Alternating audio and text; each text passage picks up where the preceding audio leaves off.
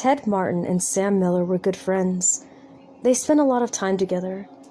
On this particular night, they were sitting on a fence near the post office talking about one thing and another. There was a field of turnips across the road. Surprisingly, they saw something crawl out of the field and stand up. It looked like a man, but in the dark it was hard to tell for sure. As quickly as it appeared, it was gone. But soon it happened again. It walked halfway across the road, then turned around and returned to the field. Then it came for a third time and started towards them. By now, Ted and Sam were scared and they started running. But when they finally stopped, they decided that they were being silly and childish. They weren't so sure what had scared them, so they decided to go back and get a better look. Pretty soon they saw it, for it was coming to meet them. It was wearing black pants, a white shirt, and black suspenders.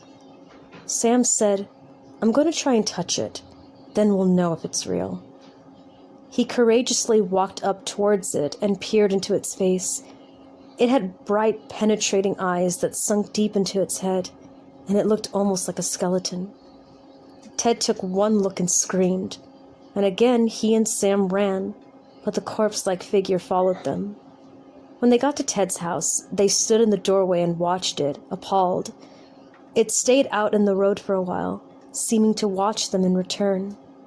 But once more it vanished. No more than a year later, Ted grew horribly ill, and the sickness killed him. Towards the end, Sam sat up with him every night. The night Ted died, he looked just like the frightening thing that they had encountered years before.